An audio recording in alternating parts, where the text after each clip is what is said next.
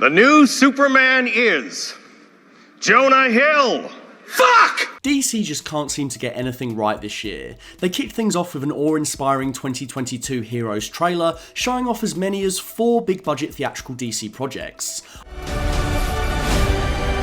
If we don't stand up, no one will. Only 2 of those would end up coming out. To DC's credit, no one could have predicted all the screwed up stories coming out about Ezra Miller, but pushing back Black Adam into an autumn slot and Aquaman 2 into the next year was a disappointing move to say the least. It was embarrassing to announce that just weeks after an epic trailer that hyped up all 4 movies as a 2022 package deal. Then Batgirl got shit canned after it was filmed, an insane move that spoke to the powers that be viewing these projects as numbers on a spreadsheet rather than what they should be, art to be enjoyed. Whether or not Batgirl was a stinker or a fantastic entry into superhero movie canon, it should never have been cancelled the way it was. Of course, it would be a misnomer to suggest that DC hasn't had some wins in 2022. In fact, I'd say that overall their output has been of a higher quality than Marvel's, in spite of the abundance of projects their competitor has released. You can spit out Disney Plus content all the live long day, but it doesn't mean it will be as good as The Batman or Peacemaker. And now, come to think of it, I think their 2021 was better with Zack Snyder's Justice League and the Suicide Squad over all of the 2021 Marvel content. Oh, for fuck's sake. The Batman was stringent in its non-DCEU setting, but Peacemaker was clearly working within the same DC world that was started in 2013's Man of Steel. Not only did we follow characters that crossed paths with DCEU mainstays like Margot Robbie's Harley Quinn, the core cast got to meet Zack Snyder's Justice League in the flesh. Well, mostly in the flesh. Either way, there's no denying that the Justice League from Peacemaker were the very same characters that went up against Steppenwolf some years prior. I made a video after Black Adam talking about the future of that character and his relationship to both Shazam and Superman going forward. I expressed my excitement for James Gunn to take over along with producer Peter Saffran. Together I thought they could shepherd the DC universe to a bright future with lots of rich stories to tell.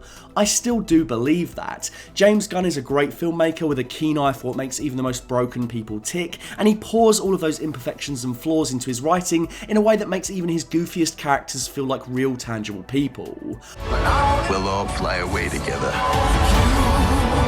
One last time. I have no doubt that his DC stories will continue to have that same level of pathos and humanity, but I must say, I am really truly shocked that he thinks recasting Superman is a good idea. Boy, do we have problems up here. Henry Cavill's status as Superman has been up in the air for the better part of 5 years now. Following the hatchet job that was the original Justice League, Cavill's Supes made a bunch of faceless cameos that blurred the line but still clearly represented the Man of Steel iteration. That suit is easy to spot. Zack Snyder's Justice League gave us a new solid Superman appearance, but it was of course unclear whether that meant Cavill was back. After all, the majority of that film had been shot back in 2016.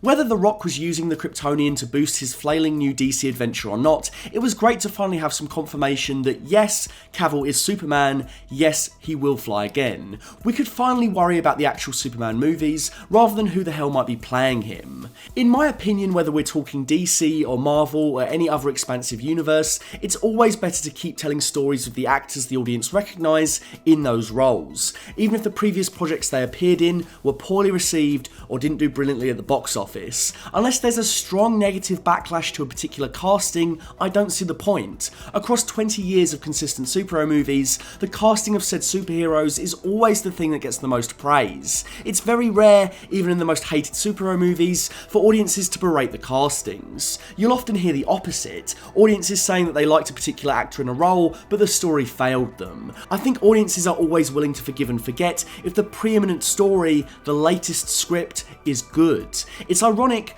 that the movie which proved you could forge ahead with the remnants of a wonky cinematic universe so long as the script is good was in fact James Gunn's The Suicide Squad.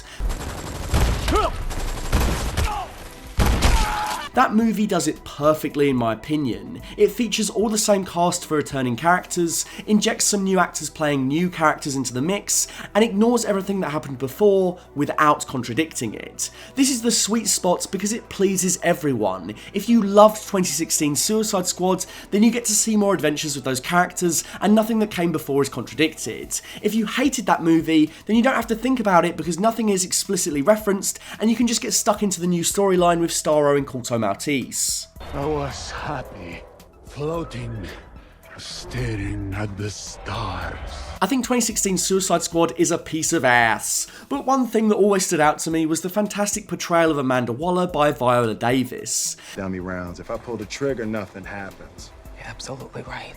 Go ahead, pull the trigger. She elevated the material because she was so damn good at playing the mastermind behind Task Force X. In World War II, the U.S. Navy made a deal with the Mafia to protect its ships on the waterfront. This ain't World War II. It's World War III.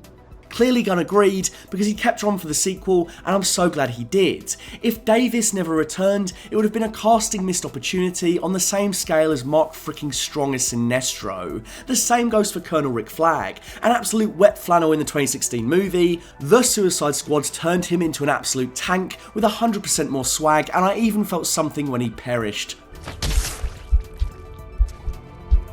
Oh, look at that. Joel Kinnaman is a fantastic actor, and it proves that it was the script around his casting that was the original Rick Flag's downfall, not the casting itself. The Suicide Squad didn't need to be a reboot, clearly. It could have recast Harley Quinn, Rick Flag and Amanda Waller, but it wouldn't have changed how good the story was. Instead, it enhanced what came before by proving that those castings had the spark to make them truly great. I was ready for more stories from those characters, and I got it in the form of the Peacemaker TV show.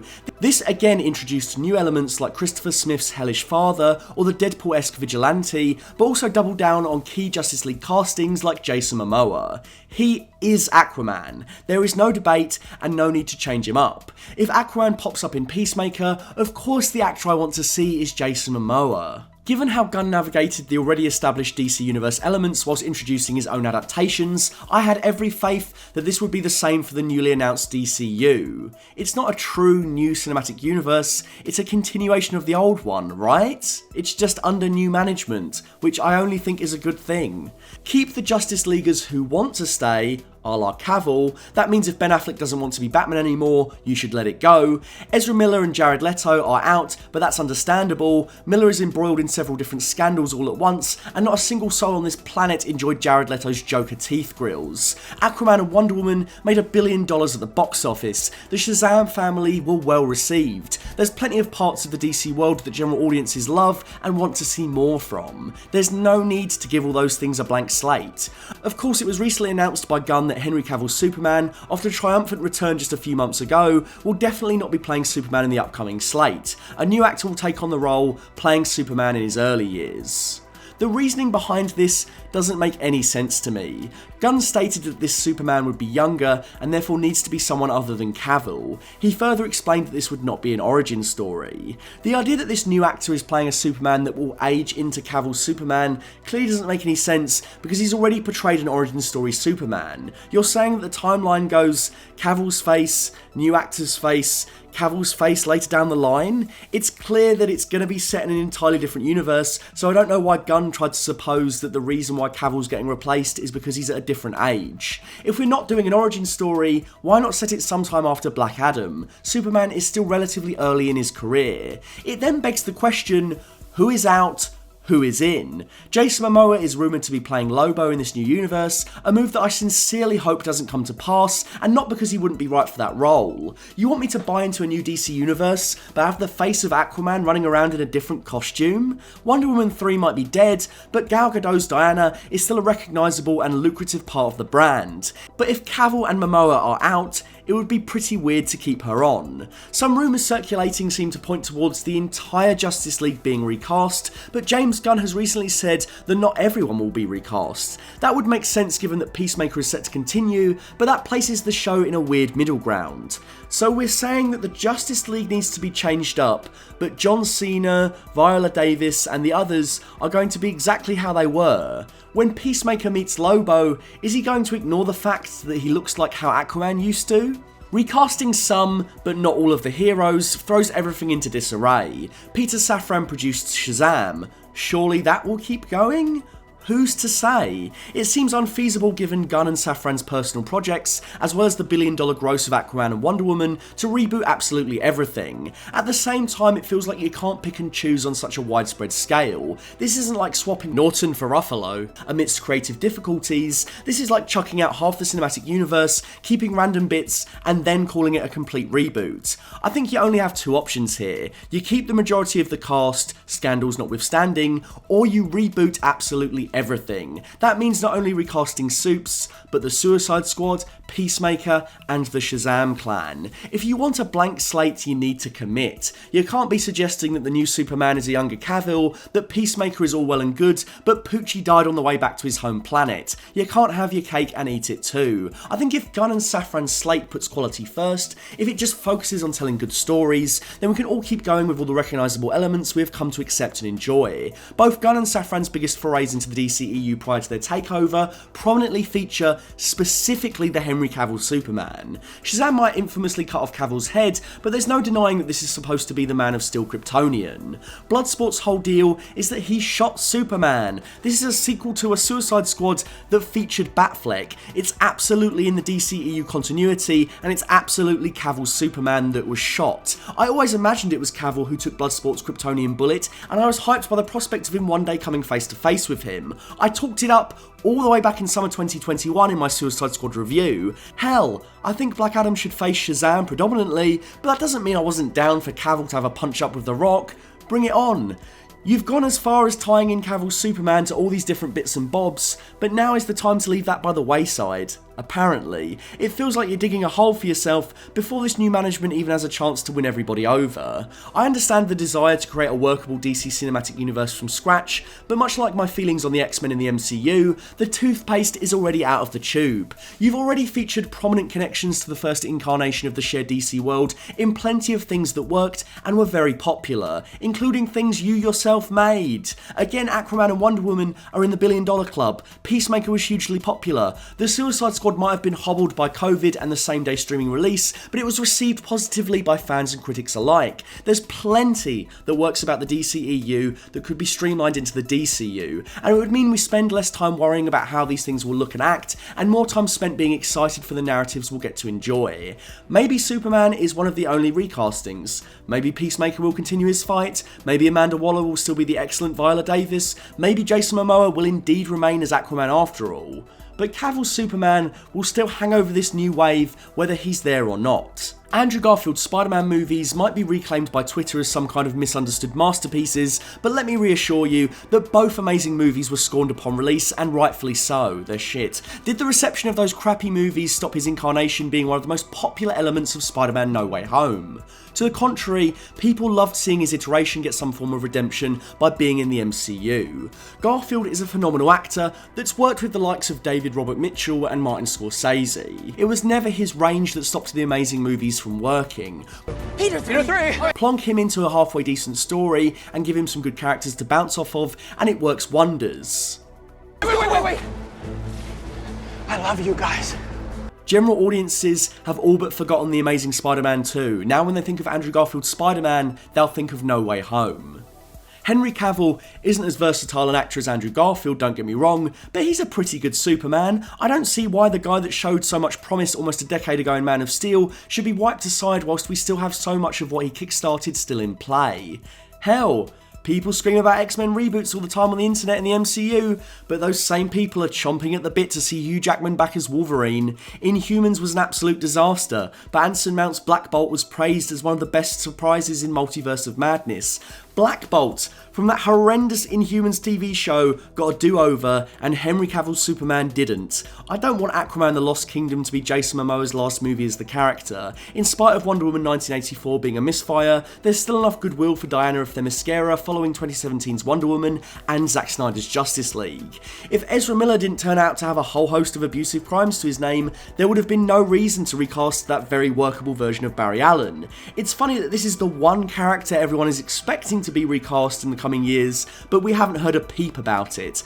Honestly, just wheel out the new face in the upcoming movie. He's quantum leaped into another Barry Allen at the end. He's regenerated. Who the hell cares why? The only recasting I think you could really benefit from, and I know I'm going to get a lot of flack for this, is making Pattinson indeed the DCU's new Batman. As much as fanboys want Ben Affleck to return to the role, he's indicated many times that he doesn't want to do it. Unless his mind has changed recently and we don't know about it, there's nothing to suggest that Affleck wants to Batfleck. At that point, you're left with making Keaton the new DCU Batman, a confusing move, casting an entirely new Batman which would be as exhausting as recasting Superman, or you could simply forge ahead with a great Batman series that's already established. I think people think that the Batman is too grounded to be in a wider world, but I've always found that to be a misnomer. Sure, it might be less fantastical than some comic book movies we've gotten over the past few years, but it is still absolutely larger than life and exists in a heightened world.